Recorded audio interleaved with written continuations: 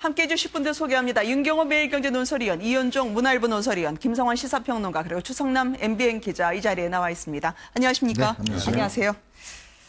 인사 문제 이 주말을 넘기면서 고충이 됐습니다만 문재인 대통령의 오늘 아침 출발은 특사단과 부드럽게 시작이 됐습니다. 현지 신문 1면에 나왔다고 만면에 화색을 띄웠던 분도 있었는데요. 직접 만나보시겠습니다.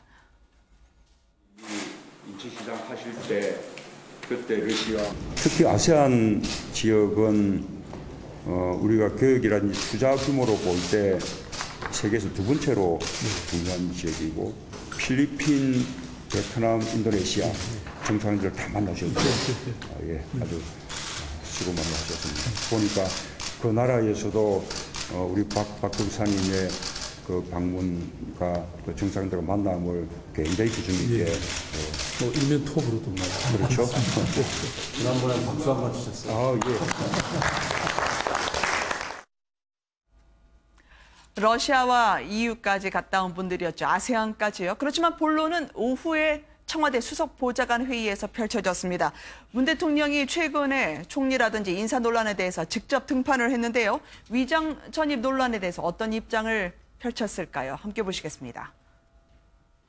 저는 대선 때 병역 면탈, 부동산 투기, 위장 전입, 세금 탈루, 논문 표절 이 5대 중대 비리자는 고위공직에 임명하지 않겠다라고 공약을 했습니다. 이미 발생한 논란들은 국회의 인사청문회에서 개별적으로 판단할 수밖에 없는 일이지만 앞으로의 인사를 위해서 국정기획자문위와 또 인사수석실, 민정수석실의 협의를 통해서 현실성 있게 그리고 국민의 눈높이에 맞게 원칙을 지킬 수 있는 구체적인 인사 기준을 빠른 시일 내에 마련해 주시기를 바랍니다. 직접 소통하는 대통령답게 국민들에게 설명을 해달라는 요구가 있었습니다만 오늘의 이 발표를 어떻게 봐야 될까요? 최선을 다했다. 그러니까 이 정도면 좀 받아들여달라. 그렇게 봐야 되겠습니까? 메시지를 딱 요약하면 두 가지입니다. 그동안의 준비 과정을 거칠 여유가 없어서 비롯된 건데 야당 의원 국민들께 양해를 당부드린다. 이거 하나고요. 그다음에 이제 앞으로 인사를 위해서 국민의 눈높이에 맞게 원칙을 지킬 수 있는 새로운 대안을 마련해 주라. 이것 두 가지인데 지금 전개 과정에서 지난 주말과 휴일 사이에 청와대 참모들이 야당 측과 마구 접촉을 했잖아요. 또 막 전 접촉도 했죠. 아예 내놓고 접촉도 했고. 그래서 오늘 야 3당 의원총회가 있는 데 맞춰서 대통령이 사실 나서서 좀 물꼬를 터라. 이런 주문이 많았거든요. 언론 사설에도 그런 주문이 많았고요. 대통령이 어찌됐든 수석보좌관 회의에서 한 얘기지만 그 주문을 수용한 걸로 일단 저는 평가를 했습니다. 문제는 야당 쪽에서 구체적으로 그러면 어떤 태도 변화를 보일 거냐 이건데 오기 전에 보니까 국민의당은 일단 협조를 하기로 했다. 이렇게 입장을 내놨어요. 자유한국당은 여전히 반대 기류에서 지금 변함이 없고 바른정당은 입장을 아직 내놨는지 여부를 확인을 못하고 들어왔습니다만 약간의 지금 기류 변화는 읽혀졌으니까 이게 어떻게 지금 전개가 될지 이게 물꼬를 튼 걸로는 일단 보입니다. 지금 이런저런 신선한 인사인 줄 알았는데 하나 두 개씩 좀 꺼림칙한 부분들이 밝혀지고 있지 않았겠습니까? 강경화 외교부 장관 후보자의 경우에는 친척 집에 잠시 위장 전입한 거다라 해서 국민들이 좀 양해를 해줄 준비가 돼 있다가 이게 거짓말 논란으로 번져서 말이죠. 어떻게 돌파할 수 있을까요? 그러니까 지금 대통령이 오늘 이제 공식적인 자리에서 좀 양해를 해달라고 이제 부탁을 했는데 사실 이제 좀 지금 구체적 개별 사안으로 들어가 보면 좀 더 심각해지는 국면들이 좀 있는 것 같습니다. 특히 이제 강경화 외교장관 후보자 같은 경우는 지금 이제 그 문재인 대통령이 했던 그 5가지 중에서 지금 2가지가 지금 걸려있는 사안이거든요. 첫 번째는 위장 전입과 관련된 사안이고 하나는 또 탈세와 관련된 사안입니다. 위장 전입 같은 경우는 당초에는 본인이 이제 친척 집에 1년 동안 이제 어떤 적을 두고 했다라고 이제 이야기를 했는데 알고 보니까 그게 친척 집이 아니라 이화여고 교장이 어떤 전세권 행사하고 있는 그 집이었어요. 그래서 좀 더 구체적으로 제가 취재를 해보니까 거기가 아마 이화여고 외국어 선생님들, 즉 외국에서 온 선생님들을 이제 거기 거주하기 위해서 이화여고 측에서 이제 운영했던 그런 어떤 집인 모양입니다. 이제 거기에다가 이제 한 3개월 정도 적을 뒀다가 다시 옮겼다는 것이거든요. 그렇다고 한다면 이게 지금 강경화 후보자의 당초 설명과는 달리 뭔가 이화여고 측하고 당초에 어떤 이야기가 좀 됐지 않을까. 왜냐하면 이화여고가 네. 재산으로 있는 거기에 주소를 옮기려면 그쪽에서 오케이를 하지 않으면 안 되는 거 아니겠습니까? 네. 그러니까 본인이 이화여고 출신이기 때문에 이화여고 측이 먼저 양해를 하면서 이걸 했다라는 그런 의혹도 있는 것이고, 지금 또 하나는 지금 이제 탈루 의혹들이 있는 것이죠. 네. 증여세 같은 경우에 이제 뒤늦게 이 후보자가 임명되고 난 다음에 그 딸 이름도 2명 이름으로 구입했던 그 주택에 대해서 한 500여만 원 정도 되는 증여세를 냈다는 거. 이거는 사실은 뭐 제가 볼 때는 좀 문제가 있습니다. 왜냐하면 네. 이거는 사실은 문제가 안 됐으면 세금 안 냈을 거 아니겠습니까? 네. 근데 지금 이제 이 위장전입 문제와 관련해서는 자칫 이게 혹시나 거짓말 논란까지도 이어질 수 있는 가능성이 있어요. 왜냐하면 당초에 했던 이야기와 좀 달라졌기 때문에 네. 이제 그 부분에 대해서 과연 이제 그 청문위원들이 어떻게 받아들일지 귀추가 주목되는 대목입니다. 네, 학교와 자체 일명 딜을 했을 수도 있다는 문제 때문에 아마 이런저런 어쨌든 앙금은 쌓여가고 있다는 지적을 해주셨는데요. 서훈 국정원장도 오늘 후보자죠. 청문회 과정에서 이 부인이 가정주부인데 상가 6개를 가지고 대출받아 임대하면서 1,000만 원 넘는 임대 소득이 있더라고요. 재산 문제에 대한 집중적인 문제 제기가 있지 않았겠습니까? 네, 그렇습니다. 서훈 국정원장 후보자도 오늘 인사청문회에서 이 재산 증식 과정 그리고 고액 잡료에 대한 질문이 집중이 됐습니다. 네. 먼저 그 2007년도에 재산이 무려 7억 2천만 원이 증가를 했는데 왜 이렇게 많이 증가했냐라고 질문을 했더니 6억 정도 늘었죠. 예, 그때 네. 당시에 주식시장이 가장 활성화됐던 시기여서 그렇게 늘었다. 그리고 한 1억 5천만 원 정도는 어떤 부동산, 어떤 공시지가가 올랐다고 답변을 했는데요. 마지막에 이렇게 얘기를 합니다. 자기가 2007년 말쯤에 국정원 3차장을 관둘 때 자신의 재산이 2억 정도 줄었는데 자기는 경제 행위를 한 적이 하나도 없다라는 겁니다. 그 얘기인즉슨 다시 말해서 결국은 주식시장 증감에 따라서 나의 재산이 자연적으로 늘었다, 줄었다 했다라는 것을 강조했던 것이고요. 그다음에 월 1,000만 원 정도의 이 잡료를 받았죠. KT 스카이라이프로부터 받았는데 이 부분에 대해서도 자신이 그 정도의 금액을 달라라고 이야기한 적이 없기 때문에 그쪽에서 알아서 정했다라고 이야기를 했습니다. 그리고 앵커께서 좀 전에 말씀하셨다시피 부인의 어떤 이 부동산 매입 과정에서 중소기업 시설 자금으로 대출을 받은 것으로 확인이 됐는데 그 부분에 대해서도 문제가 없다. 다만 네. 이제 노후 수단이나 생활 수단으로 사용하기 위해서 했다. 하지만 정도의 문제는 있다라고 본인도 시인을 했습니다. 부인도 부인이고요. 국정원 재직 때 워낙 재산이 급증하다 보니까 어떻게 이렇게 됐냐라고 하니 여기까지 하다 보니 열심히 살다 보니 여기까지 왔다라고 답변을 했습니다. 문재인 대통령의 직무 수행에 대한 여론조사 무려 88%가 잘할 것이라는 기대감 속에서 이 2명의 후보자와 관련해서 어떻게 해결을 볼 수 있을까요? 그러니까 그 어느 때 정권보다도 훨씬 더 국민적 지지도가 높은 상황에서 지금 정권이 출범을 했는데요. 네. 출범하자마자 한 20일 만에 허니문 기간이 다 끝나는 거 아니냐 이런 얘기가 나올 정도로 좀 인사 문제 때문에 굉장히 좀 곤란함을 겪고 있는 것 같습니다. 네. 그러니까 인사 문제 핵심은 제가 볼 때는 그러니까 문재인 대통령이 오늘 밝혔다시피 인수위 과정이 없이 출발하는 그런 상황이었던 데다가 국민의 기대가 워낙 높아서 네. 새로운 인물들을 뭐 총리라든가 아니면 외교부 장관, 뭐 국정원장 이런 식으로 이제 그 내정을 하는 과정에서 미처 다 검증을 끝내지 못했던 것 아닌가 이런 생각이 듭니다.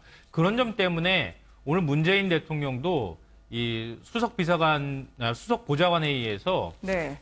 이런 현실적인 문제를 좀 이해해달라 이제 이런 얘기를 하고 싶었던 것 같습니다. 그러니까 그런 거를 인정한다 하더라도 결국은 이제 그 정부가 국민들한테 보이는 태도가 문제일 것 같은데요. 그러니까 항상 그 인사검증의 주체라든가 아니면 새로운 인사를 내정하거나 지명하는 주체는 대통령이거나 그 정부거든요. 네. 근데 결국은 거기에서 나타나는 문제도 그 책임도 정부가 져야 하는 것입니다. 근데 그걸 자꾸 국민들한테 이해해달라고만 하는 것이 과연 옳은 태도인가? 네. 이 부분도 좀 사실은 고민해볼 필요가 있을 것 같습니다. 오히려 국민들 입장에서는 문재인 대통령이나 뭐 청와대에서 오히려 더 솔직하게 인정하고 그럴 수밖에 없었던 사정에 대해서 얘기하고 더 네. 잘하겠다 이렇게 얘기하는 태도를 더 원하는 것은 아닐까. 근데 그런 부분보다도 이 현실 탓을 한다거나 이런 모습으로 비춰지는 게 오히려 지지도나 국민들의 어떤 기대치에는 조금 좀 미치지 못하는 거 아닐까 생각이 돼서 좀 걱정되는 측면이 있습니다. 총리 인준이 늦어서 허탈하다. 자신의 노력이 이렇게 되어버린 부분에 대해서 안타깝다라고 해서 정색을 한 모습은 요즘 들어 처음 봤거든요. 네, 그만큼 절박함을 보여주는 건데 네. 사실 지금 맞죠. 지금 인수위는 없고 총리 지명을 해놨지만 지금 조각이 안 되고 있잖아요. 네. 장관 후보자 중에 지금 경제부총리, 외교부 장관 정도만 지금 지명을 했지 나머지는 총리 후보자, 총리의 재청권 행사가 안 되기 때문에 지금 네. 조각이 안 되고 있는 상황입니까? 그런 만큼 지금 이 정부가 제대로 굴러가려면 그만큼 절박한 상황인 건 맞습니다.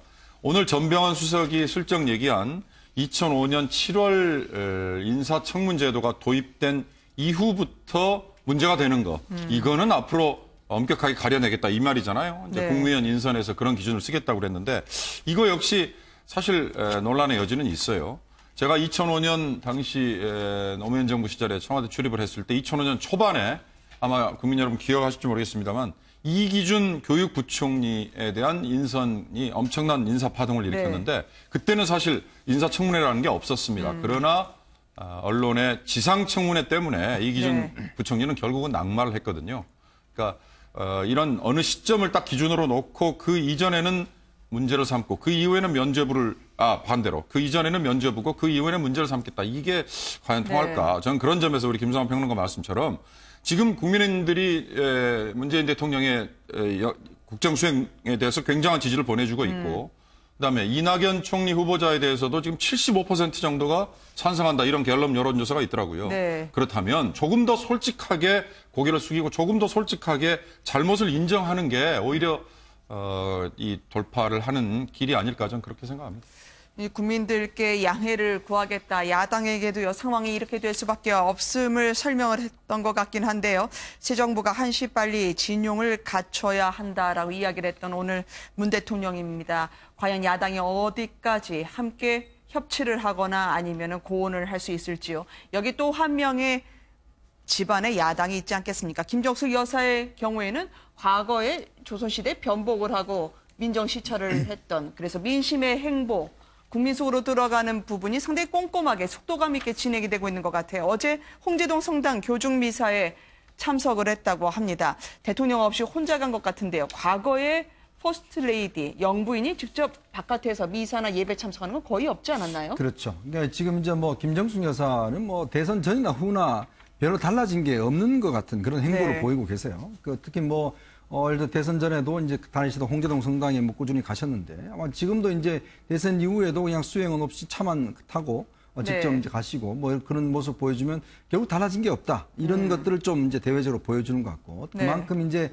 국민들과 예전에 했던 것 방식대로 똑같이 국민들과 접촉하고 또 아픔을 함께 나누는 그런 것을 하겠다라는 저는 의지로 보입니다. 왜냐하면 네. 우리가 이제 역대 영부인 같은 경우는 이제 상당히 예를 들어 사업을 하신 분도 있잖아요. 예를 들어 네. 한식 세계화라든지 큰 어떤 이제 정부의 어느 정도의 사업을 하신 분들도 있고 또 그냥 조용히 있으신 분도 있는데 김정수 여사 같은 경우는 이제 선거 때와 마치 평소에 하던 대로 좀 일반인들을 항상 만나면서 그냥 평상적인 삶들 또 그들의 목소리를 듣는 것들 이런 것들을 아마 본인의 어떤 역할로 좀 규정한 것이 아닌가 저는 그렇게 보여집니다.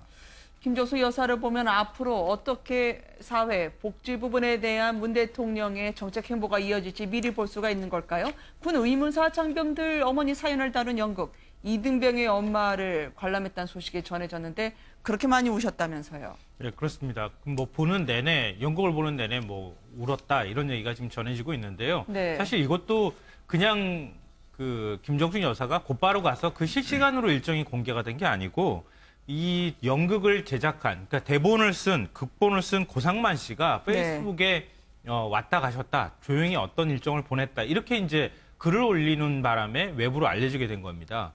그러니까 이런 것도 사실은, 그러니까 언론을 의식했다고 한다면 기자들한테 사전에 통보가 돼서 기자들하고 함께 갔을 텐데 그렇지 않았다는 점에서 좀 주목이 되고요. 네. 더더군다나 이 연극의 내용도 굉장히 주목을 받을 수밖에 없는데 이 군 의문사라고 하는 게 사실 그동안에 군에서는 상당히 많이 있다는 지적도 있었고 그 의문사 진상규명을 위한 위원회도 꾸리기도 했었는데 아직도 군 의문사 문제에 대해서 정확하게 완전히 해명이 되거나 또 조사가 되지 않았다고 하는 지적이 굉장히 많이 있었거든요. 네. 이번 연극에 그 유가족들이 직접 또 배우로 출연까지 했다고 합니다. 네. 그런 모습을 보면서 인권에 대해서 아마 그동안의 유족들의 아픔을 공감하는 측면에서 눈물을 흘렸던 것 같은데요. 네.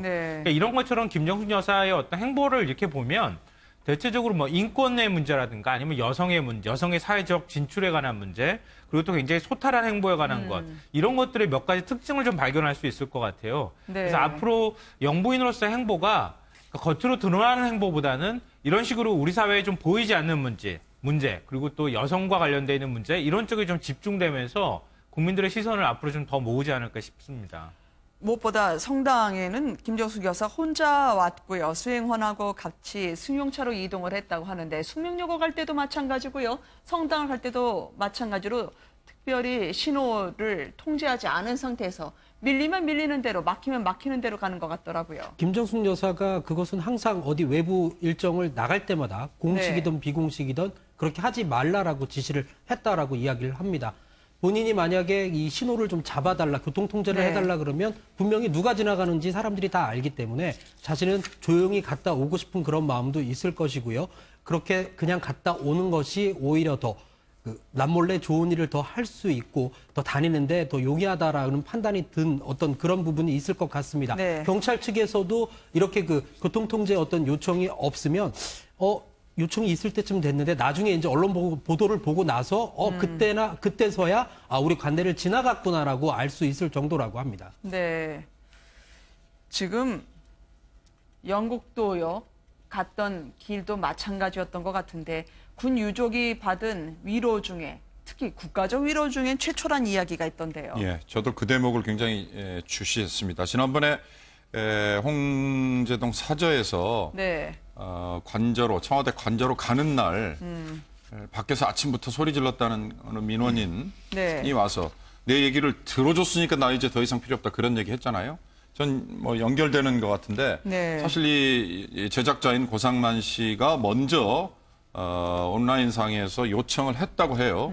그리고 이 군 유가족 협의회, 그러니까 네. 의문사 군 유가족 협의회 측이 대선 기간 중에 문재인 대통령 지지를 선언을 했고, 그리고 문재인 대통령과 김정숙 여사에게 기회가 되면 관심을 가져달라, 그리고 연극을 와서 관람을 했으면 좋겠다, 이런 온라인상에 아마 의견을 올렸다고 하는데 네. 그걸 김정숙 여사가 받아들인 거지 않습니까? 그러나 지금은 어찌됐든 영부인으로서 여기에 갔다는 것은 그만큼 이제 무게와 책임감이 뒤따르는 건데 그 자체만으로도 이렇게 최초의 국가적 위로다라고 얘기를 제작자 쪽이나 유가족들이 했다는 그게 저는 상당히 네. 의미가 있다. 이게 앞으로 이제 영부인으로서 김정숙 여사의 활동의 범위를 어떻게 보면 시사하는 걸 수도 있고요. 네. 또 반대로 김정숙 여사가 굉장히 이 부담을 가져야 되기 때문에 행보를 그렇게 함부로 할 수 없는 그런 점도 또 작용을 할 것이다, 저는 이렇게 봅니다. 그러니까 군 의문사 네. 문제는 굉장히 사실은 예민한 문제거든요. 군내에서는 의문사가 잘 인정이 되질 않습니다. 우리가 한 해 한 27만 명이 군에 가는데 한 100여 명 정도가 군에서 이제 숨지는 것으로 나오거든요. 네. 그 중에서 상당수가 의문사를 당했다 이런 주장들을 하고 있는 상황이기도 합니다. 그렇기 때문에 군에서는 사실은 의문사를 인정을 잘 안 하고 그랬거든요. 네. 근데 그렇기 때문에 여기에 연극을 보러 갔다는 것 자체가 자칫 잘못하면 정치적 메시지로 읽힐 수 있는 측면도 있습니다. 그런데 여기에서 정치적 메시지를 던지기보다는 가서 거기에 고통을 받았다고 주장하는 분들을 품고 거기서 네. 같이 눈물을 흘려줬다고 하는 거.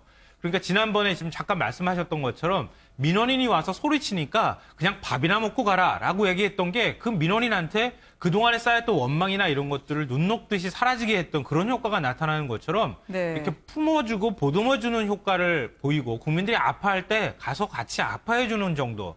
그러니까 여기서 정치적 문제를 한 단계 더 넘어서서 내가 그걸 해결해 주겠다거나 아니면 이런 방식의 해결을 하겠다고 얘기를 했다 그러면 아마 더 논란이 됐을 거거든요. 그렇지 않은 행보를 했다고 하는 점에서는 굉장히 의미가 있다 이렇게 보이고요. 네. 아마 앞으로 이렇게 이제 그 영부인이 행동을 했을 경우에 그 다음에 그걸 어떻게 풀어야 할 것인가 이런 문제들은 관련 부처라든가 이런 데서도 고민하고 좀 더 무겁게 그 행보를 좀 받아들일 필요가 있지 않을까 싶습니다. 보이기 위한 행보는 역대 어느 대통령 내외도 다 했던 거지만 가장 어려운 게 약속 지키기 아니겠습니까? 경매로 재능기부센터나 물품을 기부하는 일도 적지 않게 하시는데 이게 대통령 되기 전의 약속을 대통령 된 후에도 이어갈 수 있다는 그 부분에 주시할 필요가 있을 것 같아요. 그렇죠. 우리가 이제 정치인이나 뭐 대통령 하면 선거 때만 와서 이제 악수하고 또 네. 지지를 부탁하고 그 다음에는 뭐 전혀 찾지도 않고 이런 것들을 사실 많이 왔었거든요. 근데 이제 김정수 여사가 지난번 아시겠지만 호남 특보라 그러면서 이제 호남 지역을 많이 다니셨지 않습니까? 네. 그때 다녔을 때 이제 그 호남 지역에서 재능기부센터에서 뭐 이제 다음에 오면 꼭 물품을 기부하겠다 이렇게 약속을 하고 가셨다는 거예요. 아, 저 옷들을 다 기부를 그렇죠. 한 건가요? 그런데 그 약속을 이제 지키셨다는 겁니다. 네. 그러니까 아마 그 문재인 대통령이 입었던 양복이라든지, 네. 그다음 뭐 이런 것들이 이제 거기에 뭐 블러나 구두 이런 것들을 이제 가서 기부를 했다는 거예요. 그래서 네. 이제 양복 같은 경우는 뭐 30만 원에 이제 낙찰이 됐고 네. 이런 것들을 이제 보여줬는데 사실 저는 이게 하나의 뭐 어쩌면 좀 작은 일일 수가 있지만 그러나 그 다니면서 들었던 이야기들 또 다니면서 했던 약속들 그런 네. 것들을 이제 실천한다라는 그런 모습을 이제 보여주는 것이거든요.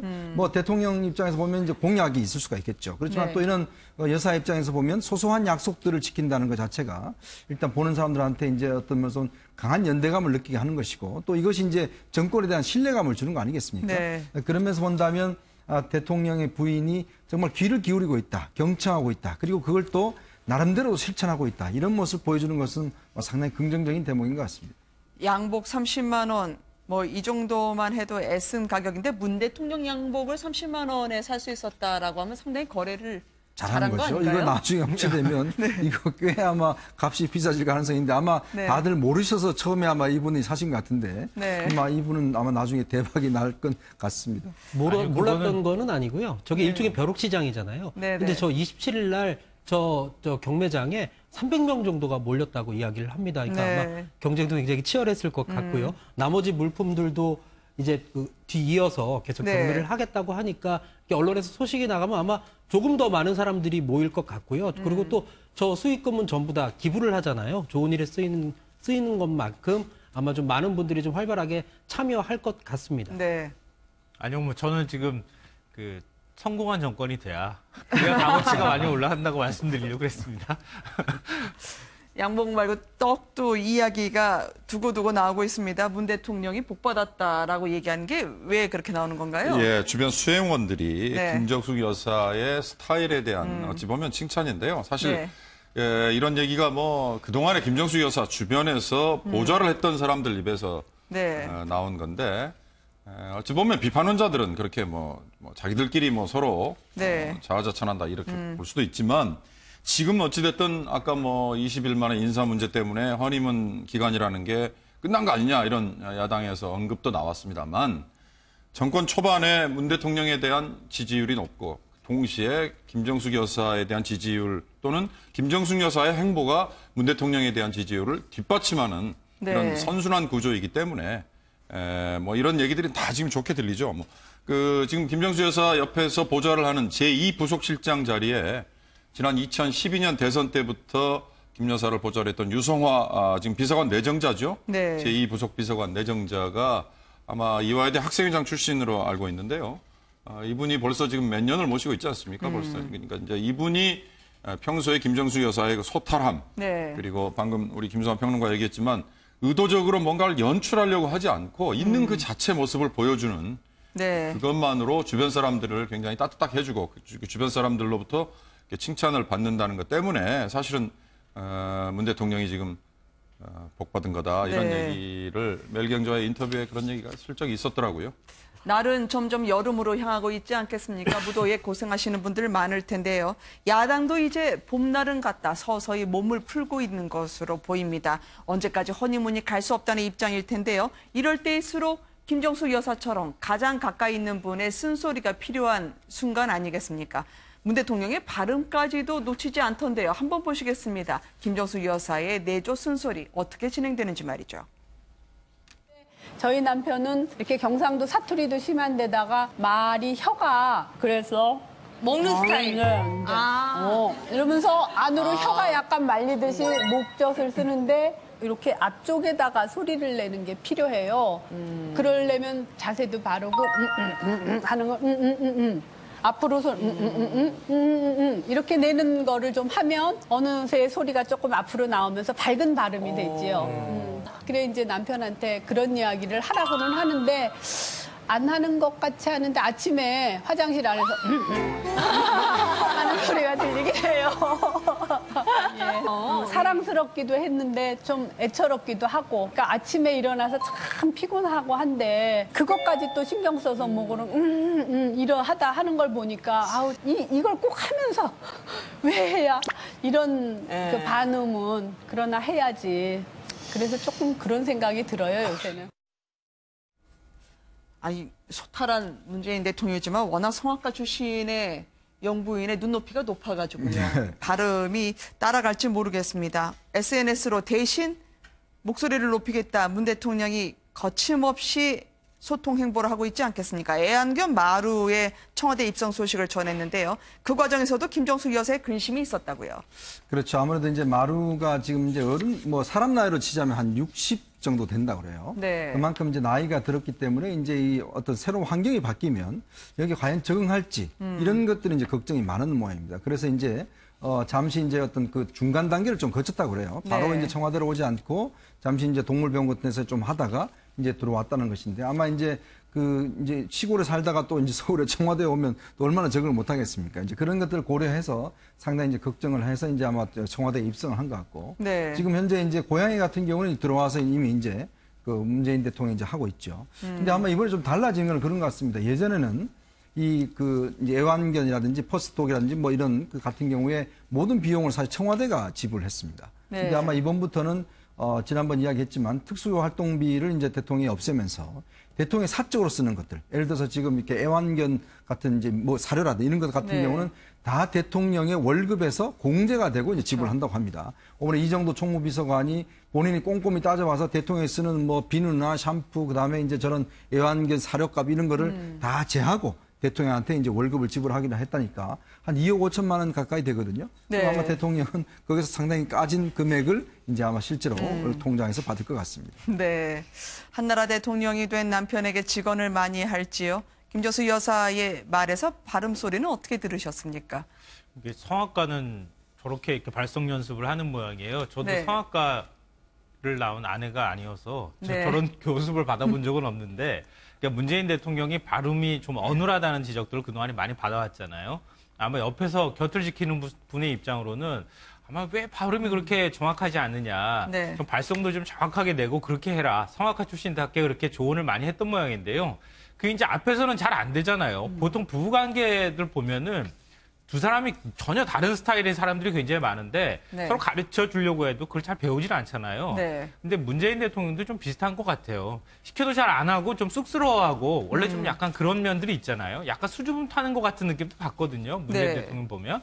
근데 혼자서 화장실 가서 그걸 연습하는 거 보면은 뭐 저렇게 해서라도 정치인을 해야 하나 뭐 이런 생각도 들었다 이런 얘기를 하고 있는데요. 아, 역시 지금 문재인 대통령 부부, 김정숙 여사까지 보면 네. 좀 달라야 잘 사는 것 같습니다. 부부는. 목소리가 실제적으로 힘이 많이 들어갔죠. 그 네. 김정숙 여사가 성악 전공을 했는데 아까 지금 설명하는 거 들어보니까 두성, 앞으로 목소리를 내는 거에 대해서 설명을 해 주셨던 것 같은데 사실 일반인이 두성으로 목소리를 내긴 상당히 어렵고요. 제가 볼 때는 복식호흡 연습을 좀 하신 것 같아요. 배에 힘 주는 연습. 그래서 네. 아마 목소리가 조금 더 힘 있고 두꺼워지지 않았나 그렇게 생각이 듭니다. 어쨌든 목소리를 압도할 수 있는 정책적인 문 대통령의 활약이 이제 다음에 말씀하실 분과 계속적으로 비교가 될 것 같습니다. 박 전 대통령의 세 번째 재판일이었습니다. 오늘도 여전했던 올림머리에 남색 재킷 차림으로 법원을 출석했습니다. 지난주에 비해서 워낙 재판이 진이 빠지는 과정임을 보여주는 걸까요? 다소 수척해 보이는 모습이기도 했고요. 그래서 저만의 느낌인지 모르겠습니다만은 지난 23일, 25일 그리고 오늘 네. 아마 출두한 제가 사진을 쭉 보니까 오늘 같은 경우 굉장히 힘들어하는 빛이 역력한 것 같아요. 네. 특히 얼굴에 이제 좀 수심이 가득 찬 얼굴과 함께 또 이제 그 내릴 때 항상 이제 꼿꼿했던 모습이었지 않습니까? 네. 근데 조금 이제 허리를 좀 구부리는 그런 모습이 보였고 그리고 이제 재판정 안에서도 조금 이제 어떤 그 자세 자체를 처음에 네. 어떤 꼿꼿한 자세보다는 조금 이렇게 허리도 숙이고 좀 힘들어하는 그런 모습 보였는데 실제로는 지금 내일 또 재판이 진행이 되고 그렇죠. 또 목요일 날도 재판이 있습니다. 그렇습니다. 일주일에 지금 3번 재판인데 이게 재판이요. 이게 재판 해보신 분들 알지만은 굉장히 힘듭니다, 사실은. 그리고 이게 한 신경을 곤두서 있어야 되고 또 사실 그 상대방이 왔다 갔다 하는 또 공방 자체를 제대로 다 듣고 있어야 되거든요. 네. 그리고 또 지금 이제 그동안은 사실은 구치소 안에서 생활만 했지만 이제는 이제 서울서와 서울을 왔다 갔다 해야 되는 그런 상황이지 않습니까? 그리고 또 오늘 같은 경우는 이제 최순실을 또 봐야 되는 또 스트레스도 있을 겁니다. 네. 지난번 이제 금요일 같은 경우는 그래도 조금 상황이 좋았었는데 오늘 같은 경우는 이제 증인들이 출석을 하거든요. 그래서 그 면전에서 이제 막 비난하는 발언도 하고 또 본인 생각과 전혀 다른 이야기를 하기 때문에 네. 아마 심리적으로도 상당히 오늘 아마 힘들었을 것 같습니다. 문제는 이게 시작이라는 거죠. 이제 네. 앞으로 아마 140여 명에 달하는 증인들이 다 나와야 되고 또 재판장에서 변호인과 검사들 간에 치열한 공방이 벌어져야 되기 때문에 아마 박 전 대통령의 건강 상태도 좀 더 상황 자체가 그렇게 썩 나아질 것 같지는 않습니다. 네. 오늘도 역시 눈 한번 마주치지 않았고요. 최순실 씨와요? 주로 바닥만 쳐다보고 있다가 네. 그렇게 시간을 많이 보내긴 했는데 들어오면서 이제 변호인에게 목례를 했다라는 이야기도 있고 실제로 오늘 조금 이례적이었던 부분들이 이 박 전 대통령이 들어오니까 이 변호인단이 다 일어섰다라는 부분이에요. 그래서 이 부분이 지금 현장에 있던 취재 기자들도 이거 의전하는 것 아니냐라는 이야기도 나오고 그러면 있고요. 박 전 대통령 측 변호인뿐만 아니라 최순실 씨 변호인까지 모두 기립을 했다는 건가요? 네, 그렇습니다. 거기에다가 오늘 또 그 한강욱 전 비서실장도 왔었고요. 그래서 그분들까지도 박 전 대통령이 들어올 때 전부 다 자리에서 일어났다라고 하는 부분은 박 전 대통령에 대한 어떤 의전이 아니냐라는 어떤 그런 취재 기자들의 느낌도 있었다라고 이야기를 네. 합니다. 그리고 오늘 박 전 대통령 그 유영하 변호사하고 이야기도 좀 나누면서 입가에 옅은 미소도 보였다고 이야기를 하는데요. 어찌됐든 오늘 최순실 씨와 두 번째 만남이었기 때문에 이번 만남에서조차도 눈 한번 마주치지 않았다는 것이 재판장에 들어갔던 취재 기자들의 전언입니다. 네. 박 전 대통령이- 머리를 네. 끈으로 질끈 묶은 최순실 씨가요. 박근혜 전 대통령 얼굴을 두 번이나 살피고 또 눈을 어느 곳에 둘지 몰라 하면서 지나갔는데 박 전 대통령은 전혀 말씀하신 것처럼 외면하고 재회에 대해서는 눈길을 주지 않네요.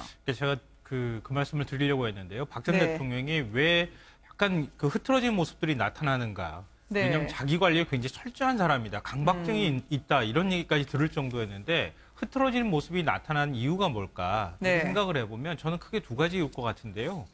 첫째로는 자신의 모습이 자꾸 보여지고 있다는 생각을 하고 있기 때문이라고 생각해요. 네. 그동안에 이제 구치소까지 들어가는 과정에서는 박 전 대통령을 국민들이 언론사 카메라가 주시를 하거나 아니면 비추는 모습은 볼 수 있었지만 이렇게 자주 박 전 대통령의 모습이 보여지진 않았거든요. 네. 그러니까 국민들한테 본인이 허물어지는 모습들을 계속 보여주고 있다고 하는 생각 때문에 심리적으로 굉장히 힘들 것 같고요. 네. 지금 사실 재판이 이제 시작되는 거거든요. 이번에 이제 세 번째 재판이 나왔는데 이재용 부회장 같은 경우에는 아침에 시작해서 새벽 1시까지 재판이 가는데 박 전 대통령은 한 3시간 하고 5시간 남짓하고 이 정도였기 때문에 체력적으로 아직 힘들 정도까지는 아니거든요. 네. 그렇지만 이렇게 심리적으로 무너짐과 동시에 같이 굉장히 힘들어하는 모습들이 나타나고 있는 거 아닐까 생각이 되고요.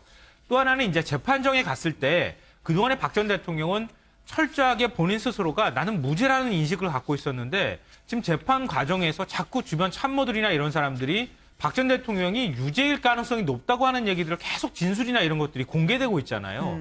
본인이 그걸 직접 확인하고 있는 과정이거든요. 네. 박 전 대통령이 그러면서 손가락을 흔들면서 아니라고 생각한다거나 이런 식의 어떤 표현들을 했다고 하는데 그런 것처럼 내 주변에서 나를 철저하게 따랐다고 생각했던 사람들이 결국은 나의 지시로 인해서 이 모든 것들이 벌어지고 있다고 증언을 하거나 했다는 사실을 직접 확인하면서 굉장히 심리적으로 고통을 받고 있지 않을까. 네. 아마 그런 점 때문에 재판을 받기가 굉장히 힘들어하는 모습들이 나타나지 않을까 싶습니다.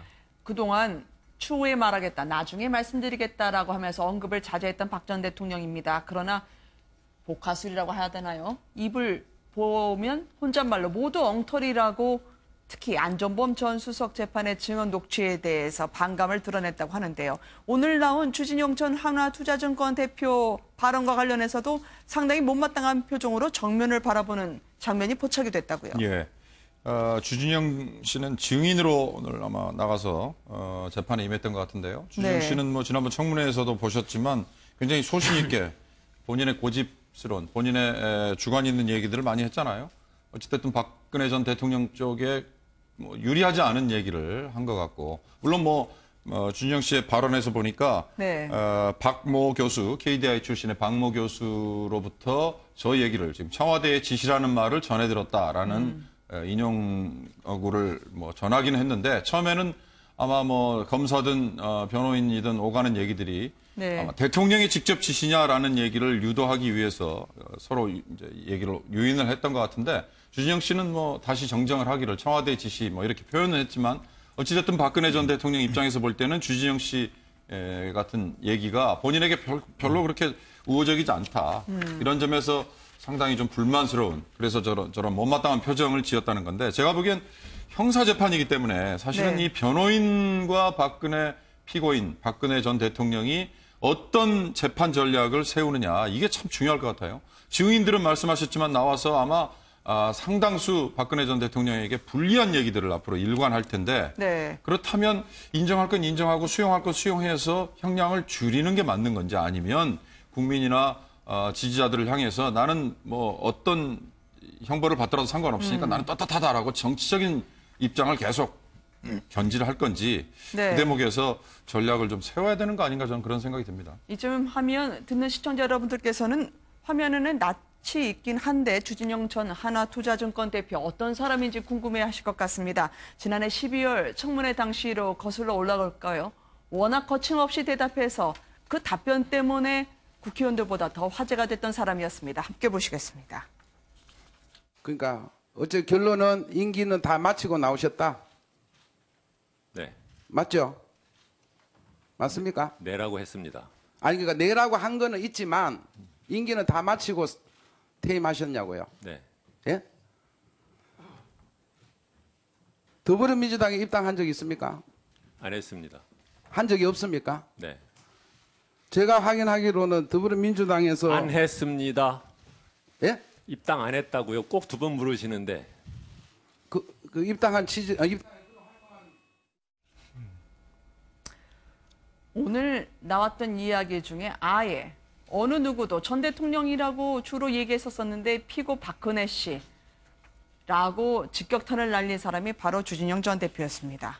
거침없는 증언으로 오늘 오전에 네. 굉장히 그 재판정이 잠깐 시끄럽기까지 했다라고 이야기를 합니다. 네. 그 재판정에 들어간 취재 기자가 그 뭐라고 얘기를 했냐면 박 전 대통령의 신년 기자간담회에서 한 발언이 있었습니다. 삼성물산과 제일모직 합병에 국민연금공단이 찬성한 것은 정책 판단으로 문제가 없다라고 박 전 대통령이 이야기를 했었거든요. 그 부분에 대해서 한마디로 정신 나간 주장이다라는 발언을 했습니다. 오늘 법정 안에서. 그래서 그 최순실 변호인까지 이 언성을 높여가면서 네. 어떻게 전직 대통령의 발언을 저런 식으로 이야기를 할 수 있냐라고 소란스럽기도 했었고요. 재판장 이 판사가 네. 제지를 했었다라고 얘기를 합니다. 그리고 이 얘기가 나올 즈음에 바닥만 내려다보던 박근혜 전 대통령이 정면을 응시했고 기자들이 그 표정을 봤더니 굉장히 얼굴에 불편한 기색을 감추지 못했다라고 이야기를 했습니다. 거기서 물러서질 않더라고요. 잠시 뒤에 박근혜 전 대통령 측 변호인이 어떻게 공박에 나섰는지 전해드리겠습니다만 이 기세를 몰아서요. 주진영 전 대표가 박 전 대통령 측 변호사에 대해서도 발음을 좀 똑바로 해달라 이런 증인은 변호인들이 많이 만나보지 못했을 것 같아요. 어떤 이야기가 있었냐면 그 최순실 측 변호사 그리고 박 대통령 측 변호사 중에 일부가 좀 발음이 부정확하다. 그래서 내가 입을 봐야 이해할 수 있다라고 이야기를 하면서 세 차례나 이 이야기를 했던 겁니다. 그래서 방청석에서 웃음까지 터지기도 했다는데요. 결국 판사가 저 변호사가 질문할 어떤 그 질문지를 양해를 구해서 저 주 전 사장에게 직접 전해주기까지 했다라고 이야기를 합니다. 그 변호사가 이 주진영 씨 우측 뒤편에 있어서 이 주 전 사장이 아예 몸을 우측으로 뒤로 돌려서 네. 질문을 받고 대답을 했더니 다시 똑바로 앉아서 이야기를 할 수 있도록 아마 재판부에서 배려를 해줬던 어떤 그런 일까지 있었습니다. 네. 오후 들어서는 2라운드가 펼쳐졌습니다. 언론 기사만 보면서 당신의 추정을 정확한 사실인 것처럼 얘기할 수 있는 건 아니지 않느냐라고 변호사들이 정면 공격에 들어갔는데요. 박 전 대통령 측, 지금 앞으로 이 같은 증인으로부터 수모를 당하는 일이 적지 않을 것 같아요. 지금 민사소송까지 제기됐다고 하지 않습니까? 그렇습니다. 지금 뭐 국민들 그 민사소송이 제기돼서 이게 아마 또 대리를 이제 노무현 전 대통령의 사위인 곽상은 변호사가 지금 네. 대리를 한다고 하죠. 그러니까 국민들로부터 이제 어떤 피해에 대한 이제 보상 차원인데 아마 박 전 대통령은 이제 이게 아마 시작일 것 같아요. 네. 지금 뭐 일단 재판정에 나오면 특히 이제 본인이 그동안 같이 옆에 있었던 측근들 네. 정호성 전 비서관이라든지 또 안종범 수석이라든지 특히 또 뭐 김종덕 장관, 뭐 김종 차관이라든지 이런 사람들이 나와서 이제 본인의 진술을 갖다가 할 경우에 저는 상당히 감정의 동요가 있을 것 같습니다. 왜냐하면 특히 이제 이 사람들이 보면 그동안 박 전 대통령으로부터 김종 차관 같은 경우는 아니 불러서 갔더니만 왜 정유라에 대해서 꼭 이야기를 했다라고 얘기하지 않습니까? 네. 근데 그 박 전 대통령은 자기는 정유라에 대해서 전혀 몰랐다라고 이야기를 하고 있는 거죠. 전혀 상반된 지금 어떤 진술이 있는 것이거든요. 그러면서 볼 때는 특히 이제 안종범 수석이나 정호성 비서관 나올 때는 아마 특히 공방이 굉장히 치열할 거고 특히 아마 두 사람들도 굉장히 부담스러울 겁니다. 왜냐하면 그동안 대통령을 모셨던 사람인데 여기서 예를 들어서 본인이 진술한 게 있지 않습니까? 그걸 뒤집을 수는 없기 때문에 아마 지금 오늘의 어떤 재판은 이 앞으로의 재판에 알린데 정말 어떤 전 성격 같은 그런 성격의 오늘 재판이었습니다.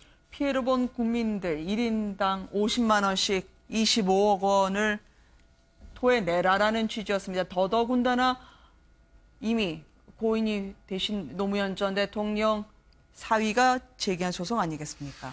뭐 여러모로 하여튼 뭐 의미가 있어 보이는데요. 제가 이제 법률적인 지식이 좀 짧아서 과연 이런 소송이 실제로 손해배상까지 연결될 수 있는가 이게 좀 굉장히 중요한 문제를 제기한다 생각되는데요. 만약에 대통령이 직권을 남용한다거나 아니면 불법행위를 통해서 국민들이 고통을 받았다. 그러면 그거에 대해서 손해배상을 대통령한테 청구할 수 있는지 이 부분이 만약에 이번 판결에서 6월 달부터 이제 본격적으로 공판이 시작이 되는데 나중에 최종 결론이 나왔을 경우에 만약에 손해배상 판결이 나온다면은 앞으로 유사소송 사례가 또 생겨날 수 있지 않을까. 그런 면에서도 좀 의미가 있고요. 또 최근에 이제 노무현 전 대통령의 어떤 삶이라든가 또 대선 후보로 출마를 하고 난 다음에 결국 대통령 당선 때까지 또 마지막에 스스로 목숨을 끊을 때까지 어떤 과정들을 그린 다큐멘터리가 또 엄청난 흥행을 기록하고 있지 않습니까? 그런 와중에 또 노 전 대통령 사위가 직접 이런 소송을 제기한다는 측면에서 여러 면으로 하여튼 주목을 받을 만한 일인 것 같습니다. 네. 사실 법적인 효력보다도 정치적으로 국민들에게 정서적으로 미치는 영향이 적지 않을 것 같습니다. 박 전 대통령 측은 저렇게 빡빡한 재판 일정을 앞으로 감내해야 합니다. 그러나 재판 준비에 대해서는 아니 우리가 이렇게 증인신문 기록을 본 게 처음이라 조금 더 시간을 달라 하면서 오늘 계속적으로 재판정에 압박을 가했던 것 같더라고요. 예, 박 전 대통령의 변호인들이 그러니까 증인뿐만 아니라 검찰 측에서 그러니까 서증 심사, 그러니까 서증 조사라고 그러잖아요. 그러니까 검찰 측이 이 서면으로 제출된 증거 이거를 너무 일방적으로 얘기를 한다라고 문제 제기를 할 정도로 이 절차상에 지금 여러 가지 제동을 걸고 있는데요. 사실 저렇게 본인의 재판도 있지만 이영선 전 행정관에 대한 증인으로도 박 전 대통령이 지금 신청이 돼 있을 정도고요. 그다음에 지금 말씀하신 이 민사소송 관련해서도 또 별도로 6월 26일일 겁니다. 아마 재판 변론 기일이 지금 잡혀 있기 때문에 아마 제 변호인들이 계속해서 이런 문제 제기를 하고 그다음에 이제 약간의 좀 이 절차상에 좀 시간을 좀 끌면서 시간을 좀 벌려고 하는 그런 전략을 쓸 것 같아요. 특히 오늘 한강욱 전 비서실장의 모습도 포착이 됐습니다만 김기춘 전 실장의 경우도 빡빡한 재판 일정 때문에 건강이 나빠졌다 호소하고 있던데요. 법원에 보석을 신청했다는데 받아들여질까요? 지금 일단 의무동에 지금 이제 있는데 아마 원래 이제 그 구속되기 전에도 이제 그 심장에 스텐트를 한 7개 정도 넣고 또 여러 가지 또 그때도 몸이 안 좋았던 그런 상황이었습니다. 근데 지금 구속되고 난 다음에 오늘 아마 제가 모습 보니까 예전보다 상당히 좀 모습 좀 초췌한 모습들이 있는 것 같아요. 실제로 아마 지금 이제 나이도 연세도 많았지 않습니까? 그렇다 보니까 아마 구치 생활을 오래 하다 보면 상당히 지금 건강 상태가 좋지 않고 더군다나 매주 수요일마다 이제 한 번씩 그 목욕을 합니다. 예를 들어서 그 지금 수용된 구치소 같은 경우에 일주일에 한 번 목욕을 하는데, 그러니까 그때 수요일 날만 목욕을 할 수가 있어요. 근데 지금 이제 김기춘 전 실장 같은 경우는 수요일 날마다 재판이 있기 때문에 그 나와야 돼서 목욕을 못하는 상황입니다. 그러니까 이 온수 공급 자체가 이제 여름 말고는 안 되는데 딱 그때만 되는 것이거든요. 그래서 이제 본인이 그런 그 어려움을 토로했다고 하면서 벌써 4주째 본인이 샤워를 못했다고 하죠. 그래서 지금 재판 어떤 그런 상황 자체가 구치소 생활 자체가 굉장히 힘들고 더군다나 지금 이 건강 상태가 좋지 않기 때문에 지금 재판 상태를 어떻게 할 수 없다라고 이제 지금 보수 신청을 했는데 예전에 다른 사람들 같은 경우는 보수 신청이 다 기각이 됐습니다. 그렇지만 이제 지금 아마 그 김기춘 전 실장 같은 경우는 건강상 나이도 많고 또 건강 상태가 네. 실제로 좀 좋지 않는 모습이기 때문에 오늘 재판정에 출석하는 모습을 보니까 진짜 그러네요. 네, 법정에서도 지금 앉아있지 못해서 좀 누워있는 형태로 해서 좀 재판을 받았다고 그래요. 네. 그런 것으로 보면 일단 뭐 의사가 진단해 보겠지만 일단 아마 그 상황을 보고 아마 보석 여부는 좀 결정이 될 것 같습니다. 김기춘 전 실장의 이 모습에 대해서는 불과 1년 전만 해도 아무도 예상을 못하지 않았겠습니까? 그렇죠. 왕 실장이라고 불릴 만큼 네. 박근혜 전 대통령 다음으로 엄청난 권력을 휘둘렀던 당사자이기도 한데 결국 이제 구치소에 구속된 처지가 되고 난 다음부터 저렇게 이제 굉장히 심리적으로 또 육체적으로 힘든 모습들을 보이고 있는데요. 결국 이제 뭐 정확한 의학적인 진단이 있어야 보석 네. 청구가 받아들여지지 않겠습니까? 그러니까 지금 이제 변호인 측에서 얘기하는 것처럼 목욕을 못해서 좀 생활이 힘들다 이렇게 얘기하는 것은 네. 그동안 지금 이제 구치소 생활이 그만큼 힘든다고 하는 어떤 비유적 표현일 것 같고요. 목욕을 못해서 힘들기 때문에 보석 청구를 받아들여야 되겠다고 하는 논리로 갈 수는 없을 것 같고 결국 이제 지금 얘기 나왔던 것처럼 심장병이 좀 악화가 돼서 결국 또 팔순이라고나 하는 나이까지 지금 있기 때문에 그런 면에서 구치소 생활을 과연 견딜 수 있는가 없는가 네. 이걸 좀 판단을 해서 병원 치료를 받으면서 재판을 받는 상황이 더 적절한지 아닌지는 아마 재판부가 좀 판단을 할 것으로 보입니다. 네. 법의 심판과 관련해서 또 하나의 쓰나미가 몰려오고 있습니다. 최순실 씨의 딸 정유라 씨가 드디어 옵니다. 원래는 한 달 이내, 그러니까 2월 중순이나 말이 돼야 모습을 드러낼 것으로 예상이 됐었는데요. 당초 예상보다 상당히 이른 시일 안에 돌아오는 것 같습니다. 내일 모레 3시라고요. 네, 그렇습니다. 사실 MBN이 오전에 단독으로 보도해드린 내용인데요. 지금 그 덴마크 코펜하겐에서 아마 내일 오후 4시 25분에 비행기를 네. 탈 것으로 지금 알려지고 있습니다. 이미 법무부 그다음에 그 검사 측 관계자들도 그럼 출국을 했는데요. 제가 지금 항공편을 좀 조회해봤더니 실제로 이 덴마크에서 네덜란드까지 오는 비행기가 있더라고요. 시간도 일치했습니다. 16시 25분에 출발해서 네덜란드에 17시 55분에 도착하는 걸로 알려져 있고요. 거기서 잠시 휴식을 취했다가 그 네덜란드에서 오후에 21시 20분에 아마 비행기를 타면 31일 오후 3시 5분에 인천공항에 도착하는 비행기가 있었습니다. 아마 네. 이 비행기 두 편을 통해서 아마 정유라 씨가 한국으로 송환될 것으로 보여집니다. 네. 지금 전해진 속보에 따르면 이미 만약에 사태에 대비하기 위해서 그리고 송환 작전을 위해서 법무부 검찰 관계자 5명이 출국을 했다고 합니다. 현지에 가면 어떤 절차를 밟게 될까요? 일단 아마 현지 이제 형사당국과 협조를 해서 일단 네. 트랜짓을 하지 않습니까? 갈아타지 않습니까? 그럴 경우에 만약에 이제 지금 현재는 덴마크에서 이제 어떤 법적 효력이 있지만 네덜란드는 네. 좀 다른 상황이거든요. 그렇다면 네덜란드까지도 법적 효력이 미칠 수 있도록 아마 형사적 협조 관계가 있을 겁니다. 네. 그리고 이제 예를 들어서 그다음에 이제 체포영장 집행을 언제 하느냐. 이것도 사실 문제가 있어요. 왜냐하면 체포영장을 집행하면서 48시간 이내에 영장 청구를 해야 되지 않습니까? 그렇다면 아마 체포영장 발부는 실제 집행은 아마 이제 인천공항에 도착하는 순간에 할 가능성이 높을 네. 것 같아요. 그래서 이제 48시간 조사를 하게 되지 않겠습니까? 그래서 아마 이제 정유라가 중간에 어떤 그 순조롭게 이제 올 수 있도록 그렇게 아마 이제 옆에서 협조를 해주는 또 현지 당국과 협조를 해주는 거 하는데 지금 아마 정유라의 그 아들은 이제 이번에는 동행을 하지 않는 것으로 알려지고 있습니다. 네. 그쪽에서 아마 이제 다시 이제 보호하에 있고 일단 정유라만 오는 것으로 되어 있습니다. 네.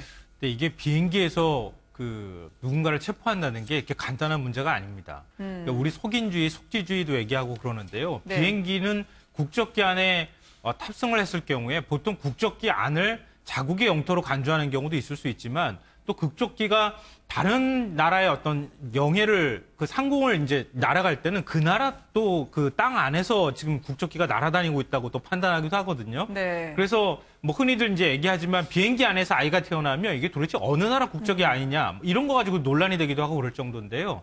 그러니까 정유라 씨의 경우에 가장 깔끔하게 사실은 우리가 어떤 법적인 논란을 피해가면서 체포를 할 수 있는 방법은 정유라 씨가 인천공항으로 딱 들어올 때 체포하는 겁니다. 네. 근데 그 전에 만약에 체포를 한다 그러면 체포하는 어떤 법률적 절차를 받기보다는 정유라 씨가 중간에서 비행기를 갈아탈 때 암스테르담 공항이나 이런 데에서 다른 데로 빠져나갈 가능성이 있거든요. 근데 그렇지 못하도록 이 정유라 씨 주변을 지킨다거나 아니면은 공항 측의 협조를 얻어서 같이 수사관이 체포는 하지 않지만 동행하는 방식으로 선택한다던가 이런 식으로 나중에 법률적으로 문제가 생기지 않는 방법으로 국내까지 이렇게 송환하는 방법들을 선택할 것으로 보입니다. 수사관 중에 한 명은 여성을 이번에 배치를 했다고 합니다. 말씀하신 것처럼 바로 네덜란드에서 우리 국적기를 탈 때는 그다음부터 문제가 없겠지만 네덜란드까지 혹시 트랜짓하는 과정, 즉 비행기를 바꿔 타는 과정에서 정유라 씨가 예상치 못한 심경의 변화라든지 돌발 사태, 그럴 가능성은 없을까요? 글쎄요. 사전에 아마 그런 정도의 조치를 취해놨기 때문에 법무부에서 검사도 한 명 가고요. 검찰 수사관들도 갔고 그러지 않았을까 싶은데 지금 말씀드렸듯이 일단 덴마크에서 네덜란드로 왔을 때 네덜란드에서 만약에 정유라 씨가 뭐 난 가기 싫다고 의사를 표현해버린다든가 네. 또는 뭐 다른 행동을 취해버릴 경우가 지금 문제가 되는 거 아니겠어요? 그러나 이제 네덜란드 암스테르담 공항에서는 네. 우리 주 기자가 얘기했듯이 우리 국적기를 지금 탑승하는 걸로 예정이 되어 있기 때문에 네. 그 이후부터는 문제가 없을 것 같고 문제는 글쎄요. 정유라 씨가 지금 이 시점에 그러면 왜 오겠다는 판단을 했을까? 그리고 더군다나 한 달 이내로 돼 있는 기한보다 더 앞당겨서 네. 오는 이유가 뭘까? 이런 점이 사실 궁금한데 전 뭐 우리가 짚어봐야겠지만 이경재 변호사가 슬쩍 한 얘기 중에 이제 정유라가 뭐 형사적으로 책임을 져야 될 대목이 그렇게 많지 않다. 네. 이런 뉘앙스를 오늘 아침 라디오와의 인터뷰에서 했던데요. 그런 얘기에서 이미 아마 사전에 나름대로는 얘기가 오간 거 아니냐 이런 짐작만 해봤습니다. 네. 근데 정유라 씨를 데리고 네. 올 때요, 우리나라 검찰이 굉장히 신경 쓸 것으로 보입니다. 왜냐하면은 최순실 씨가 특검 조사 받을 때 뭐 우리 손주까지 멸족을 하니 뭐 이런 소리를 하고 민주주의 특검이 아니라고 얘기했잖아요. 네. 그러니까 체포 과정과 또 국내로 송환하는 과정에서 자칫 조금이라도 어떤 빌미가 생길 만한 일을 만들거나 이럴 경우에는 나중에 가서 또 정유라 씨 입에서 그런 얘기가 나올 가능성이 있기 때문에 네. 아마 검찰도 그런 부분에 대해서 아주 각별하게 신경 써서 정유라 씨를 데려올 것으로 보입니다. 한 가지 정유라 씨의 그간 발언을 비춰볼 때 궁금해지는 대목이 있습니다. 워낙 자신은 아이 걱정만 한다고 했고요. 한국에 가서 체포되면 아들을 돌봐줄 사람이 아무도 없다고 했는데 지금 말씀하신 것처럼 현재까지 비행기 예약 상황을 보면 아들의 이름은 없는 것으로 전해지고 있습니다. 그러면 어떻게 되는 건가요? 저 23개월 된 아들은 말이죠.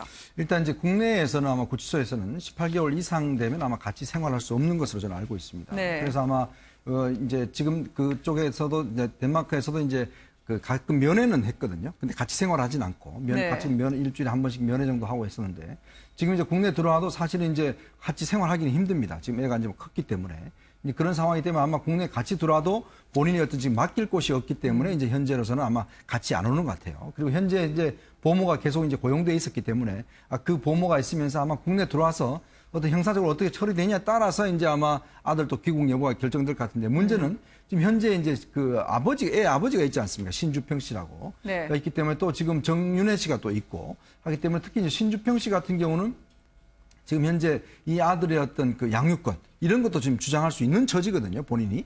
이제 본인이 물론 아직까지는 뭐 직장이나 이런 게 없기는 하겠지만, 그러나 본인이 일단 엄연한 아버지이기 때문에 일단 소유권을 주장할 수 있기 때문에 아마 그런 면도 정유라는 좀 생각했지 않을까. 네. 그렇게 좀 예상을 해봅니다. 사실 이번 송환에서 굉장히 주목되는 부분 중에 하나가 과연 정유라 씨가 인천공항에 들어올 때 카메라에 포착이 되느냐, 네. 뭐 포토라인을 세우느냐 안 세우느냐 이 부분도 사실 관심의 대상이긴 한데요.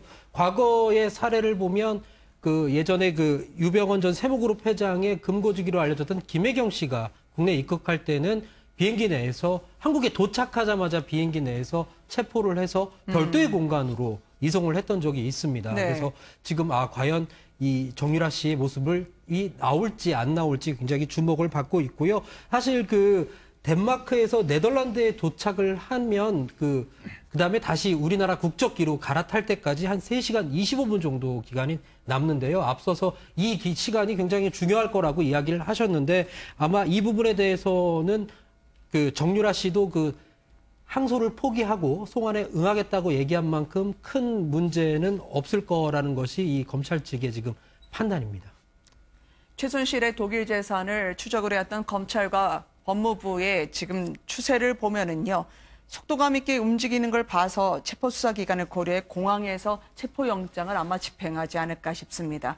과연 언론에 공개가 될지 잠시 뒤에 또 한번 알아보도록 하고요. 이경재 변호사의 이야기를 저희가 좀 들어보도록 할까요? 귀국 후에 정유라 씨, 아마 이경재 변호사가 맡게 된다고 하는데 국민들의 법 감정이 문제이지 형사적인 책임은 문제될 게 없다고 밝히고 있습니다. 직접 이야기를 들어보시겠습니다. 사실관계라든가 의혹 부분 이런 부분이 대부분 이제 모습을 다 드러냈습니다. 사실관계가. 예. 그래서 그렇다면 그 정유라에게 무슨 사회적인 비난이라든가 도덕적인 질책 예. 이런 부분은 있을지 모르더라도 형사적인 책임 예. 이런 부분은 크게 문제될 것이 없다라고 판단하고 있습니다. 아마 이경재 변호사 입장에서는 그동안 꾸준히 귀국을 이야기해왔기 때문에 특별히 달라질 게 없다고 얘기하지만 국민들이 느끼는 검찰과 법무부에 대한 속도감은 정 같지 않습니다. 이렇게 되면 최순실 씨 재판에도 영향을 미치게 되지 않을까라고 하는 부분인데요. 이경재 변호사 말 중에 두 가지가 저는 굉장히 주목이 되는데요. 네. 사실관계가 이미 다 드러났다.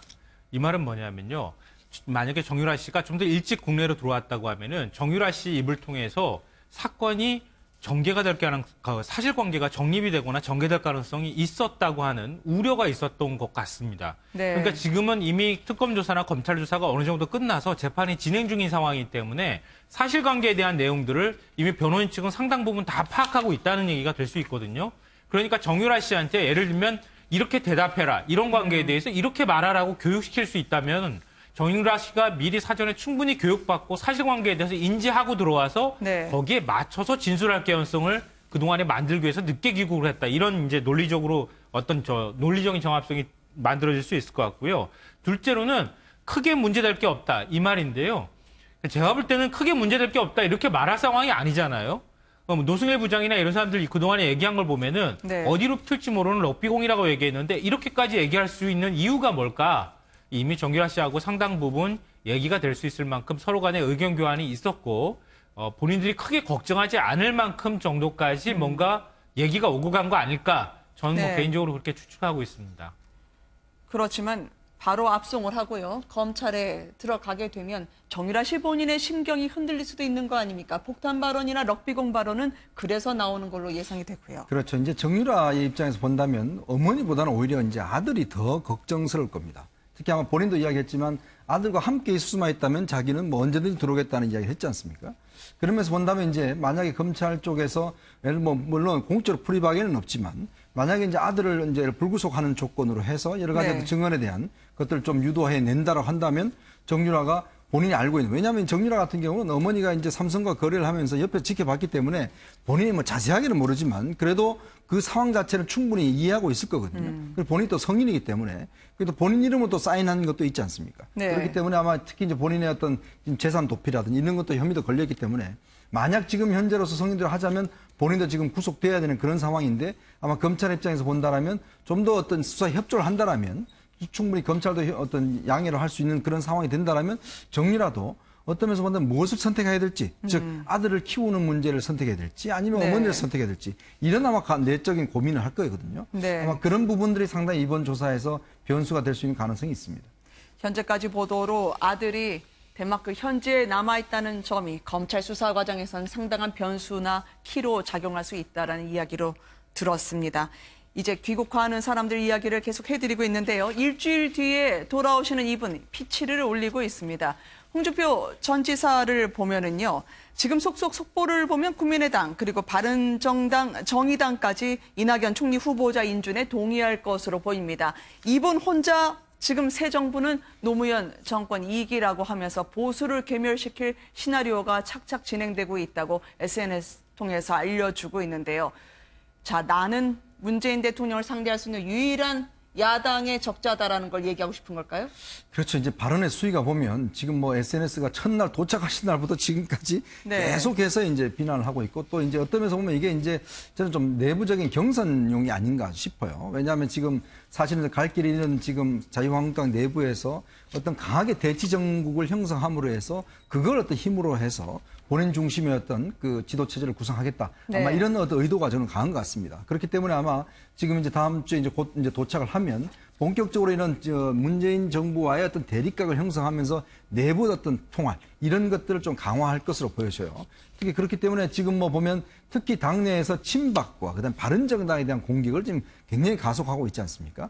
결국은 이제 본인이 어떤 예전에 민주당이 해온 걸 본 거죠. 즉 네. 강하게 어떤 대응해야지만이 결국 이쪽 결집될 수 있고 본인도 거기서 공간을 형성할 수 있다. 아마 그런 생각들을 지금 하면서 이게 강한 이야기를 하고 있는 것 같습니다. 네. 아니 북한의 미사일 도발도 계속 친북 좌파 정권이라고 하면서 문재인 정부에 대해서 책임을 돌리더라고요. 홍 전 지사가 지금 한 달 미국에 간다고 갔는데 그 네. 사이에 SNS, 뭐 페이스북, 뭐 이런 데다가 올린 이런 자극적인 얘기들, 네. 이 뭘 얻었을까를 생각해 보니까 대선 패배 책임론 이 얘기는 그냥 쏙 들어가 버리게 만드는 결정적인 역할을 했던 것 같아요. 당내에서의 비난은 물론이고 네. 일반 유권자, 국민 입장에서도 다 쓰러져가는 당에 뭐 25%씩이나 득표를 끌어내는 어찌 보면 뭐 공로자인 것처럼 그렇게 됐고요.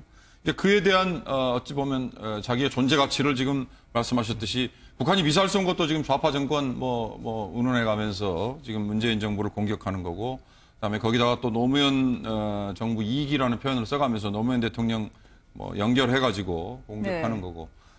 글쎄 이제 제가 보기에는 홍 전 지사가 지금 가장 심혈을 기울였던 거는 흔히 말하는 뭐 좌파 운운했지만 당내 강남 좌파 뭐 이러면서 바른정당으로 떨어져 나갔던 세력, 네. 그리고 적당히 친박 세력 이제 공격을 했지 않았습니까? 이제 본인이 추대가 되기를, 당대표로 추대가 되기를 지금 분위기를 잡는데 상당히 이 전략적으로 쭉 접근을 해 나가는 그런 것 같은데, 네. 글쎄요, 이게 이제 누차 말씀드리지만 정말 보수가 제대로 져야 다음에 다시 일어설 수 있다, 이런 의견들을 정치평론가들이 많이 했지 않습니까? 저도 참 네. 그 말에 많이 동의를 했는데, 홍준표 지사 지금 이렇게 구렁이 담 넘어가듯이 그냥 넘어가다 보면 지금은 살아날 수 있을 거예요. 그러나 정말 보수가 다시 살아나는데 본인이 기여를 했다, 이런 평가를 받을 수 있을지 그건 한번 생각해 보시기 바랍니다. 말씀하신 것처럼 내부의 고충을 바깥에 대한 포화, 공격으로 대신 상쇄할 수 있는 전략일지요. 자유한국당 이미 허니문은 없다고 선언을 하고 잇따라서 후보자들, 특히 장관 후보자나 아니면 행정관으로 내정이 된 사람들에 대한 포화를 멈추질 않고 있습니다. 지금 자유한국당이 문재인 정부가 들어서고 난 다음에 냈던 논평이나 이런 것들을 조사를 해보니까 10건 중 9건이 비판성 논평이었다. 네. 이런 이제 분석 자료도 나오기도 했는데요. 그러니까 결국은 이 제1야당이라고 하는 위치를, 또 존재감을 어떻게 우리가 드러낼 것인가, 이게 굉장히 큰 고민거리 중에 하나인 것 같습니다. 네. 그러니까 취임 초부터 사실 그 문재인 대통령의 지지율이 고공행진하고 민주당의 지지율이 거의 역대 최고치까지 지금 올라가 있는 상황이거든요. 네. 이런 상황에서 자유한국당 야당으로서의 어떤 그 위치를 잡는다는 게 그렇게 쉬운 일은 아닐 겁니다. 근데 그런 작업을 위해서 자유한국당 내부에서 어디까지 우리가 그 비판 수위를 맞춰야 될 것인가, 이걸 굉장히 많이 고민을 했던 것 같고, 지금 뭐 결국은 지금 현재까지 드러나는 것으로 보면 인사 문제에 지금 초점이 맞춰지고, 네. 결국 이낙연 총리 내정자를 인준을 할 것인가 말 것인가에서 인준을 반대하는 쪽으로 그게 수렴이 된 거 아닐까 싶은 생각이 들고요. 네. 그리고 홍준표 전 지사의 경우에는 또 지금 자유한국당하고 약간 비슷한 측면이 있어서 말씀드리지만 약간 거울 효과 같은 걸 지금 노리고 있는 것 같아요. 그러니까 본인이 뭔가 바뀌려고 하면은 우리가 이렇게 바뀌자라고 말을 해야 되는데 이렇게 바뀐다기보다는 본인의 지지자들한테 상대편의 모습을 보여주면서 우리는 이렇게 바뀌면 안 되고, 네. 상대편이 우리를 이렇게 공격할 것이기 때문에 강력한 적은 저 바깥에 있다. 그러니까 우리 스스로가 거기에 경계심을 가져야 한다. 경계심을 갖되 우리를 살릴 사람은 바로 나밖에 없다. 이런 이제 계속 메시지를 던지고 있는 것으로 보입니다. 네. 그러니까 그렇기 때문에 당권 문제하고 연결을 안 지어서 얘기를 할 수가 없는 상황인데요. 그러니까 분열돼 있는 당을 지금 추스려서 끌고 갈 사람은 바로 나밖에 없다. 네. 바른정당이든 자유한국당이든 보수를 바꿔나가고 지금 적이 우리를 공격하고 있는데 그걸 막아내고 새로운 보수를 만들 사람은 나밖에 없다는 걸 계속 지금 강조하는 메시지를 던지고 있는 것으로 보입니다. 홍준표 전 지사가 워낙 바른정당을 향해서 얼치기 강남 좌파라고 이야기를 하고요. 여기에 대해서 오히려 자유한국당이 재난위험시설 2등급이나 마찬가지인 건축물로 비유하겠다라는 논평도 나왔었는데, 지금 자유한국당 입장에서는 과거에 현역 의원들의 성추행 추문이 잇따라서 썼는데요. 오히려 여성 혐오 그리고 여성에 대해서는 탁현민 이제 행정관으로 내정된 전 성공회대 교수에 대해서 예봉을 들이대겠다고 하는 것 같더라고요. 그래서 지금 보니까 이제 행정관, 뭐 비서관들까지도 네. 이제 공격의 포인트를 잡는 것 같아요. 그 지금 청와대 어떤 구성하는 뭐 하여튼 그 조목조목마다 사실 이제 공격의 포인트를 잡으면서 이제 네. 여러 가지 거론하고 있는데 어떤 면에서 보면 이제 어떤 본인들한테 유리한 측면들 또 구성을 하겠다는 그런 측면들도 뭐 이해는 가지만 그러나 이제 이것이 종합적으로 국민들한테 비춰질 때는 어떤 결국은 너무나 발목 잡는 것 아니냐는 이제 네. 것이죠. 뭐 예를 들어서 장관 정도면 뭐 당이 모르겠지만 그러나 청와대에 있는 행정관까지도 예를 들어서 구성하면서 그만두게 해야 된다. 뭐 이렇게 이야기를 한다라면 사실은 어떤 면에서 보면 이 너무나 모든 것들에 다 관여를 하고 다 발목 잡는다는 이런 인상밖에 줄 수밖에 없거든요. 물론 뭐 저런 문제에 대해서 이제 비판적인 것들은 할 수 있습니다만은 네. 그렇지만 또 너무 사사건건 비판하는 것 자체가 과연 자유한국당에 이로울지는 제가 볼 땐 좀 부정적입니다. 아니, 오늘도 보면 지금 서훈 후보자에 대해서 돌아온 친박 좌장 서청원 의원이 매서운 공세를 퍼붓던데요. 지금 친박으로 과거에 분류됐던 분들은 친박은 없고 친홍이냐 아니면 반홍이냐로 나뉘었을 뿐이다라고 하던데 이제 친박은 사라졌다라고 스스로 이야기하는 걸 어떻게 저희가 해석을 해야 될까요? 액면 그대로 믿을 사람이 별로 없을 것 같다는 네. 생각이 드는데요. 과거 우리 정부 사례를 보면은 대통령직에서 내려오게 되면 네. 사실 패권도 사라지는 거거든요. 왜냐하면 대통령의 권력을 통해서 그 패권이라는 게 만들어지는 것인데 대통령이 사라지면서 결국 우리 패족이라고 얘기하는 것처럼 패권은 사라져야 마땅한데 지금 네. 박근혜 전 대통령의 어떤 영향이나 이런 게 완전히 사라졌는가 네. 이거에 대해서 자유한국당의 의견들이 분분한 것 같습니다. 박 전 대통령이 결국은 최종적으로 네. 사법적인 어떤 그 유죄가 결론이 난 것이 아니기 때문에 박 전 대통령을 지지하는 측의 유권자들이 일부 남아있다고 보는 것이고요. 자유한국당이 그 위에 올라앉아 있고 그 지지층을 중심으로 해서 당의 재건을 꾸렸기 때문에 친박이 완전히 사라졌다고 보는 것은 조금 좀 아직까지 성급한 판단이 아닐까 싶고요. 그러니까 본인들이 그렇게 이야기하는 걸 어떻게 해석해야 되냐는 거죠. 그러니까 결국은 그걸 통해서 정치적으로 계속 그 자신들의 어떤 그 입지를 다져나가는 작업을 할 수밖에 없다는 거죠. 네. 왜냐하면 여기에서 이 박근혜 전 대통령 친박이라고 하는 딱지를 떼버리게 되면은 당내에서 본인들이 위치 지어질 만한 어떤 권력을 쥐고 있는 상황이 못 되기 때문에 그러니까 친홍이든 아니면 다른 어떤 권력의 중심으로 휩쓸려 갈 수밖에 없다고 보는 거죠. 네. 그렇게 될 경우에는 이른바 친박 세력이라고 하는 그 주축이 되는 의원들은 사실 앞으로 정치적인 재기를 하기가 쉽지 않은 상황이 될 것이기 때문에 네. 그러니까 본인들 스스로는 우리 이제 패권도 없고 친박도 없다 이렇게 얘기하지만 결국은 자신들의 패권이나 자신들의 권력을 중심으로 해서 이 당이 운영될 수 있도록 노력하는 그런 모습들은 앞으로도 당분간 계속 나타날 수밖에 없을 것 같아요. 제가 해석하기엔 그 대목이 아까 25%니까 홍준표 후보가 얻었던 네. 25%가 우리를 향한 표다라고 서로 이제 해석을 하면서 손짓을 하는 그 싸움이 아닐까 싶어요. 이를테면 친박 세력들이 네. 뭐 박근혜 대통령의 탄핵 사태 뭐 등등으로 인해서 국민들이 촛불을 들고 나오고 비난을 쏟아냈지만 그래도 보수 세력이 25%는 표를 줬다는 건 바로 자기들을 향한 거다라는 네. 얘기를 조금이라도 하고 싶은 거고 홍준표 전 지사는 무슨 소리냐 친박을 제외한 나머지 그리고 아까 뭐 자유한국당에서 강남 좌파가 나간 게 정말 다행이다 이렇게 말을 했듯이 네. 그들을 덜어낸 나머지를 가지고 앞으로 끌고 가겠다 이런 건데 글쎄요 이제 보수 내부에서의 뭐 티격태격 이거지만 더 중요한 거는 지금 바른정당에서 들어온 의원들까지 합치면 120석 정도의 지금 의석을 가진 제1야당이지 않습니까? 네. 그 제1야당을 앞으로 꾸려나가는데 이제 결국 주도권 싸움 이걸 텐데 그걸 위한 뭐 치열한 공박이겠죠. 지금 들어온 소식에 따르면 총리 인준에 대해서는 대승적 차원으로 나머지 야당들이 다 협조를 하겠다고 하니까요. 오히려 듣는 자유한국당 입장에서는 아니 우리는 우리의 목소리를 내는데 나머지 당들이 다 협치를 한다고 하니 협공을 당한다는 느낌을 받게 생겼어요.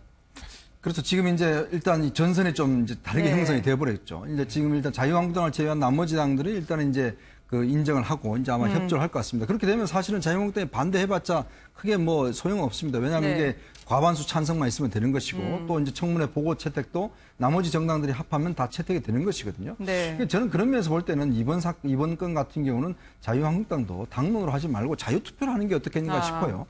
왜냐하면 의원 개개인들에 맡겨서 실제로 이런 부분에 대한 이낙연 후보자가 정말 총리 후보자로 자격이 있는지 없는지는 의원들이 좀 판단하게 하는 게 필요하지 않을까.